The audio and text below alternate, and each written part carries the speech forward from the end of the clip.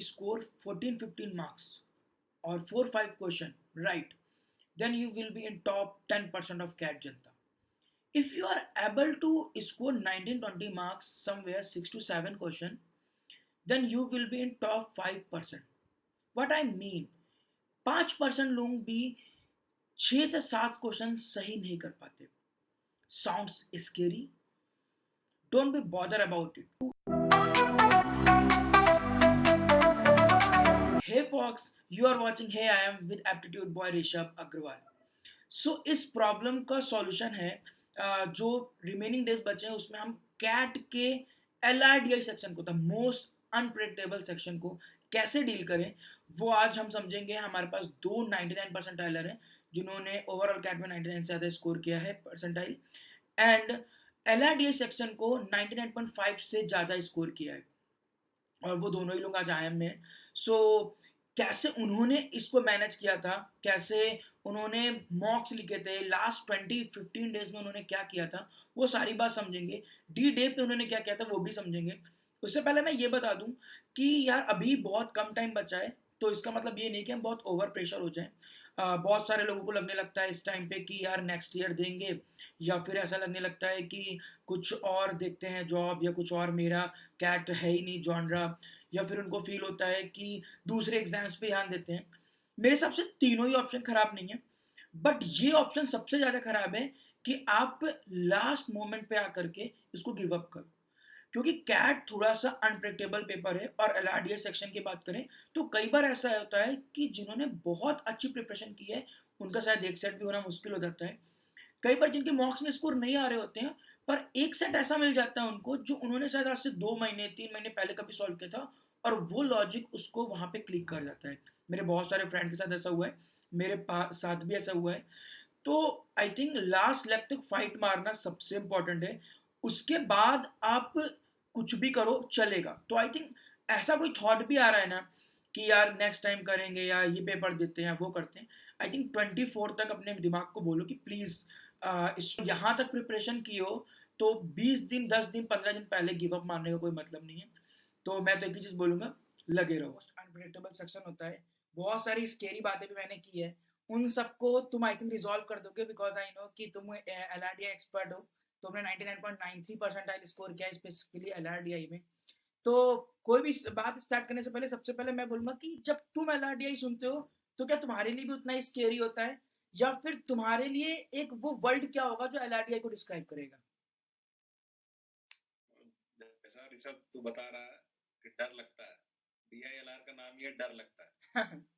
और DILR सुनते ही डर सबको लगता है, ठीक है, चाहे वो 99.93 परसेंटाइल लाया हो या 60 परसेंटाइल लाया हो. ठीक है, आज भी अगर तू मेरे को देगा DILR बनाने के लिए, हो सकता है मेरे से एक सेट भी ना बने, एक सेट बने, दो सेट ना बने, ऐसा अभी भी हो सकता है. क्योंकि DILR इतना अनप्रेडिक्टेबल है कि हम कभी ये कॉन्फिडेंस के साथ नहीं बोल सकते कि मैं 2 सेट कर लूंगा, 3 सेट कर लूंगा. बट एक सेट इजी आता है तो एक सेट आराम से कर सकता है, हर बार तो एक सेट कर सकता है क्योंकि एक सेट इजी आता है 4 में से. बट तो 2 सेट 3 सेट, 3 सेट मैंने लास्ट ईयर किया, उसके लास्ट ईयर में मेरे से एक सेट भी नहीं हुआ था. ऐसा भी होता है. ओके, सो इस बात को थोड़ा डीप डाइव में समझते हैं जो तुम बताना चाह रहे हो, कि फर्स्ट ऑफ ऑल कि how did you get 99.93 percentile. और उसमें भी मैं दो स्पेसिफिक कैटेगराइज करना चाहूंगा. फर्स्ट उनके लिए जो एक सेट कर ले रहे हैं पर उनको दूसरे सेट तक पहुंचने में प्रॉब्लम हो रही है, 1.5 सेट करने में प्रॉब्लम हो रही है. ठीक है, एक उनकी भी बात मैं करना चाहूंगा जो 2 सेट भी कर पाते हैं बहुत सारे टाइम पे, और उनको कॉन्फिडेंस भी कि 2 सेट करेंगे, पर उनको 99.5 से ज्यादा इंश्योर करना है LRDI में, क्योंकि कभी कभी LRDI सेक्शन बूस्ट करता है स्कोर को. तुम्हारे भी स्कोर को उसने बूस्ट किया इस सेक्शन में. तो मैं उन दोनों के ही बारे में समझना चाहूंगा. DILR जैसा एक ऐसा सेक्शन है कि तू आराम से मतलब स्कोर कर सकता है अगर तू वहां पे कूल एंड काम रहेगा. ठीक है, जैसे मैं अपनी जर्नी बताता हूँ, मैंने 2 बार कैट दिया, 2022 में दिया, फिर 2023 में. 2022 में मैंने प्रिपरेशन स्टार्ट किया फरवरी से, और मेरी प्रिपरेशन अच्छी खासी हो गई थी. तो मैं वहां गया था तो प्रिपेयर था, बट वहां जाके मैं इतना ज्यादा नर्वस हो गया था क्योंकि मैं आई थिंक दूसरी बार दे रहा था. मैं एक बार मैंने ये IIT का दिया था जी मेंस, और उसका दूसरा बारी मैं ऑनलाइन एग्जाम दे रहा था. ठीक है, मैं वहां नर्वस हो गया जाकर के, मुझे समझ नहीं आ रहा था क्या करना है नहीं करना है. अगर मैं वो घर पे बनाता तो आराम से मैं 2 सेट कर लिया था. बट मैं वहां बना रहा था, मेरे से एक सेट नहीं हुआ। 40 मिनट तक मैं इधर उधर हर साइड घूमता रह गया और एक भी सेट नहीं हुआ। भाई मैं अगर 2023 की बात करूँ तो मेरा प्रिपरेशन उतना ज्यादा नहीं था, क्योंकि मैंने वहां से अपना जर्नी चेंज कर लिया था और मेरे को लगा कि अब बैंक में भी हम देख सकते हैं, क्योंकि सिलेबस ऑलमोस्ट सेम था। और घर वालों का मन तो रहता ही है कि सरकारी नौकरी गवर्नमेंट करे कुछ जॉब। लड़का। तो गवर्नमेंट जॉब को मैंने सोचा चलो घर वाले भी खुश हो जाएंगे, तो बैंक का तैयारी करने लगा। ठीक है, तो मेरे को आदत वहां से क्या बन गई कि 20 मिनट में मेरे को करना है, क्योंकि बैंक में क्या होता है कि 60 मिनट रहते हैं, 20 20 20 3 सेट रहते हैं, और इसी तरह इंग्लिश, रीजनिंग और मैथ रहता है सेम। बट वहाँ पे रहता है 35 क्वेश्चन रहते हैं रीजनिंग के, 35 क्वेश्चन रहते हैं मैथ के, और 30 क्वेश्चन रहता है इंग्लिश का। तो मेरे को वो आदत बनी हुई थी कि 20 मिनट में मेरे को सारा कुछ करना होता था वहाँ पे। ठीक है, तो वो मैं वही मॉक देता था। और 2023 में मैंने एक भी मॉक नहीं दिया कैट का, जो था मैंने बैंक का ही दिया। उसके बाद मैंने कैट भर दिया कि चलो ठीक है, पिछले साल दिया नहीं हुआ, इस बार भी भर के देखते हैं क्या होता है। ठीक है, तो मैंने भर दिया था कैट ऐसे ही। और वहां पे मैं गया तो मेरे को पता था कि मेरे को बैंक निकालना है, मेरे को तो प्रेशर नहीं था कि क्या करना है नहीं करना। मैं वहां गया आराम से कूल काम में बनाया। तो और मेरे को डीएलआर में था कि पिछले साल एक भी सेट नहीं बना। तो मेरे मन में ये नहीं था कि मेरे को 3 सेट बनाना है, बन गया 3 सेट, बट मेरे को ये नहीं था कि 3 सेट बनाना। मेरे को था कि एक ही सेट में बनाता हूँ। तो एक सेट बनाने का सोचा मैंने कि एक सेट पर कैसे बनेगा। तो मैंने क्या किया, पहले मैं अगर स्पेसिफिक एग्जाम की बात करूँ कि 40 मिनट में क्या हुआ मेरे हाँ, को। वो डी डे में क्या हुआ एग्जैक्टली? हाँ, डी डे में क्या हुआ 40 मिनट में।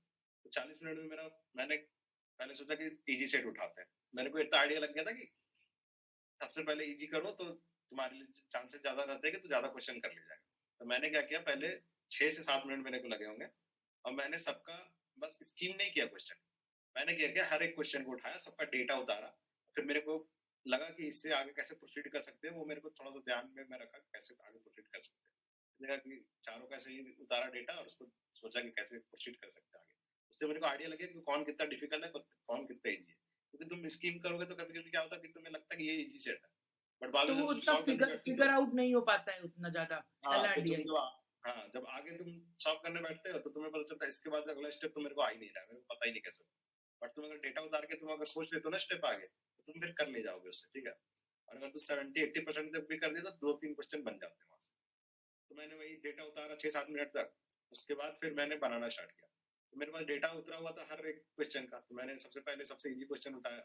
उससे आई थिंक मैंने 8 से 10 मिनट लगे होंगे, क्योंकि पहला बनाना थोड़ा सा टाइम लेता है, वो क्योंकि रिदम, हाँ। रिदम पकड़ने के लिए। तो पहला 8 10 मिनट लगेंगे, तो मेरा 17 18 मिनट हो गए थे, तो पहला सेट बना। ठीक है, उसका दूसरा सेट आई थिंक मैंने 7 8 मिनट में फिर बना दिया। मतलब 26 27 मिनट होते होते मेरा 2 सेट बन गया। फिर मैंने तीसरा सेट गया। तीसरा सेट भी मेरा वो थोड़ा सा डिफिकल्ट था, तो मैं थोड़ा बहुत फंसा। उसके कारण उसमें 10 मिनट के करीब लग गया। तो मेरा 37 38 मिनट में मेरा 3 सेट बन चुका था। मेरे पास 2 मिनट आखिरी का बचा हुआ था। तो मैं सोचा कि इसमें भी मैं ट्राई करता हूँ कि एक सेट और बना लेता हूँ, मतलब लास्ट सेट भी देख लेता हूँ कि अगर क्या पता अपन मारता हूँ। एक दो क्वेश्चन लग जाए। तो मैं इतना कॉन्फिडेंस तो था नहीं कि तीनों सेट मेरा सही ही होगा। मेरे को लगा एक दो क्वेश्चन इससे भी कर लेते हैं।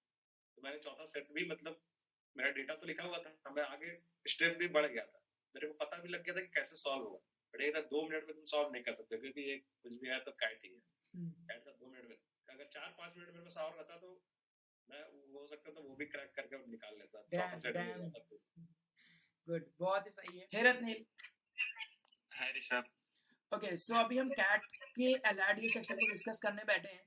तो सबसे पहला मेरा क्वेश्चन तुमसे यही होगा कि एलआरडीआई को वन वर्ड में क्या डिस्क्राइब करोगे तुम? सो अगर एल आर डी आई को वन वर्ड में डिस्क्राइब करना है तो मेरे दिमाग में अभी एक गुजराती वर्ड आया है, जिससे बोलते हैं उर्जूडियू, which means something of an uncertain nature. तो एल आर डी आई पे ये बिल्कुल ठीक बैठता है कि मतलब अगर सेट समझ आ गया 15 मार्क, कैसी नगल नहीं आया तो फिर छोड़ दिया गए, छोड़ा। सही बात है। Okay, so tell me about yourself and what is your CAT story? So my name is Ratnil Shah, and I got 99.05 PR in my CAT 2023. LRDI में मेरे 99.69 PR थे। मैंने अभी IIM नागपुर ज्वाइन किया हुआ है फॉर MBA। मैंने अपना अंडर ग्रेजुएशन किया है बीकॉम में। सो क्योंकि मेरा अंडर ग्रेजुएशन था BCom which is not an engineering, तो मुझे क्वांट्स में ऐसा कुछ अपर हैंड था नहीं। सो और मैंने स्टार्ट भी अपना प्रिपरेशन जून में किया था और नवंबर में तो एग्जाम्स थी। सो क्योंकि 6 महीने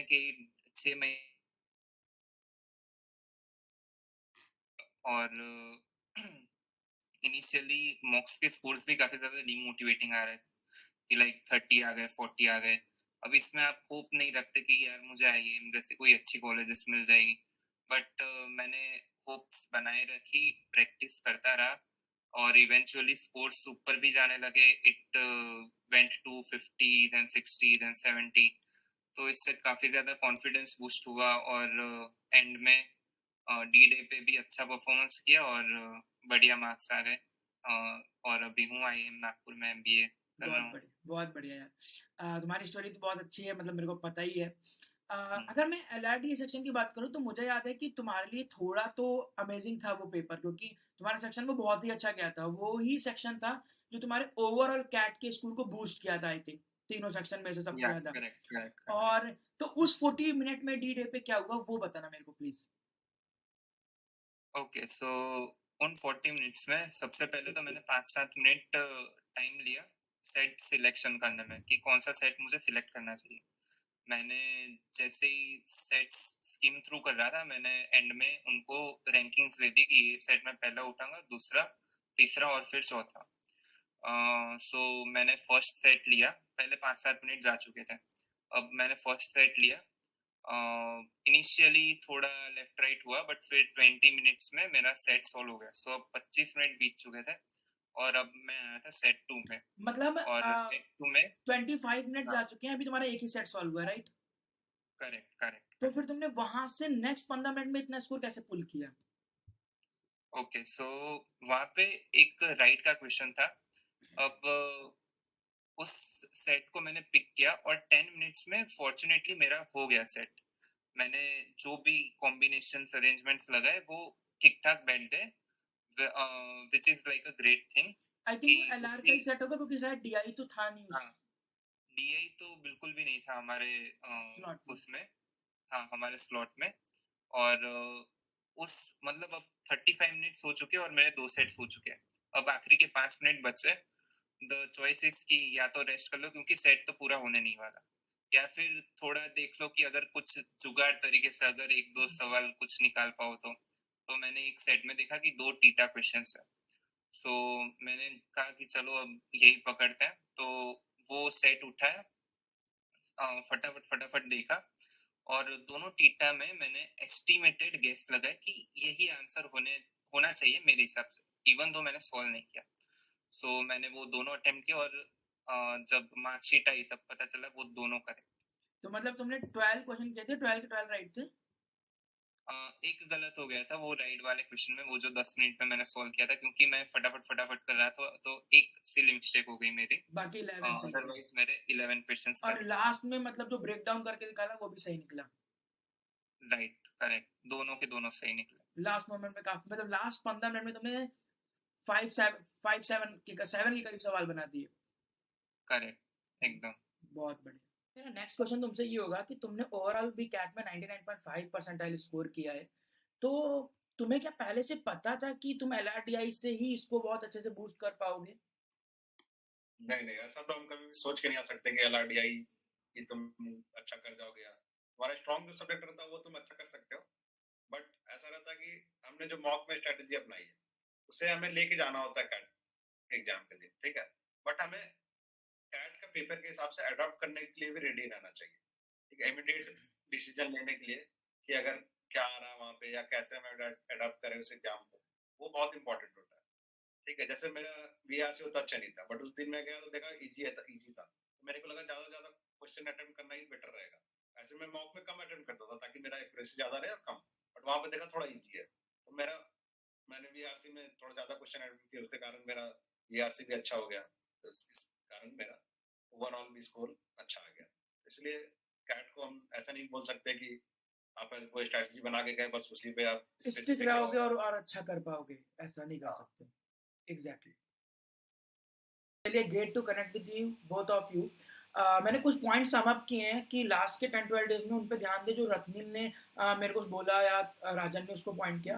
तो रत्निल ने जो मेन पॉइंट्स बोले वो ऐसा कि अगर LRDA सेक्शन के सेट सिलेक्शन तुम सही से करते हो, इट माइट बी हैपन कि you will take some time to select the set 7-8 minute 9 minute भी, पर फिर बाद में वो रिदम बनती है तो तुम बढ़िया सॉल्व कर पाते हो। और यही सिमिलर नोट पे थोड़ा सा रिदम वाली बात राजन ने भी किया था।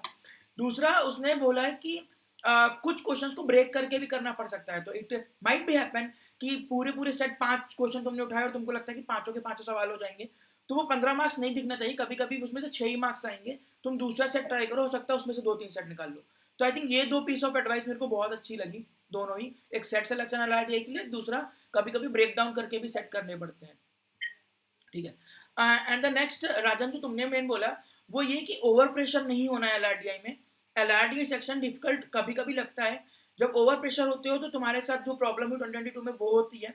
ओवर प्रेशर नहीं होते लाइट लोड में तो तुम 3 सेट भी निकाल पा रहे होते हो। और लास्ट में जो तुमने ओवरऑल कैट को कैसे इतना अच्छा करने का तुमने बैलेंस अप्रोच बताया है कि तुम्हारा कोई फेवरेट सेक्शन भी डिफिकल्ट आ सकता है, अपनी स्ट्रेटजी और प्लान के साथ जाओ डेफिनेटली, पर अडेप्टेबिलिटी रखो इस बात के लिए कि कोई डिफिकल्ट सेक्शन तुम्हारा आ रहा है तो उसको कैसे मैनेज करोगे, और कोई दूसरा सेक्शन तुमको शायद थोड़ा कम आता है पर आसान आ रहा है तो उसमें कैसे बूस्ट करोगे। So I think it will be help all of the our viewer. और पता है हमें कि 10-12 दिन बचा है, लास्ट में मैं कुछ पॉइंट्स रखना चाहूँगा जो मिथ्स हम लोग डिस्कस कर रहे थे बैक ऑफ द कैमरा, कि बहुत सारे ऐसे एडमिट कार्ड आ रहा है, ठीक है, अभी एडमिट कार्ड आया है तो फिर लोगों को लगता है कि जहाँ पे सेंटर गया है उसमें बहुत ज़्यादा दिमाग लगाना। स्लॉट का डिस्कशन बहुत होता है, ऐसा सुना है रत्निल तुमने कि ये वाला स्लॉट डिफिकल्ट होगा? हाँ, ये हम जब प्रिपरेशन कर रहे थे तब तो बहुत ही हुआ था कि स्लॉट 1 है, नहीं नहीं नहीं स्लॉट 2 आना चाहिए था, और ये सब और ये तो तुमने चलता रहता है। ऐसा भी राजन शायद कभी ये मिथ सुना होगा कि ये वाला आयाम ऐसा बनाएगा, वो वाला आयाम ऐसा बनाएगा, तो ऐसा तो सुनते ही है कि ये कोई सेक्शन डिफिकल्ट बनाता है कोई, बट ऐसा हाँ कुछ है नहीं, तो अपना बैलेंस में बनाता है। हाँ, तो डेफिनेटली ये तीनों मिथ से हमें दूर रहना है कि हम बैठ के एडमिट कार्ड में ये सेंटर यहाँ गया है, ये स्लॉट डिफिकल्ट होगा, और ये इन पे कम ध्यान दें। अपनी जो प्लानिंग और मॉक सॉल्व किए हैं उस पर विश्वास करके प्रैक्टिस ज़्यादा करें, है ना। Thank you Rajan, thank you Ratnil, and all the thank you best. So much for hearing, और ऑल द बेस्ट सबको for your GATE exams, hope you rock it, बस झंडे गाड़ के आना है। Rajan from All your the side, best, guys. Thank you all of you.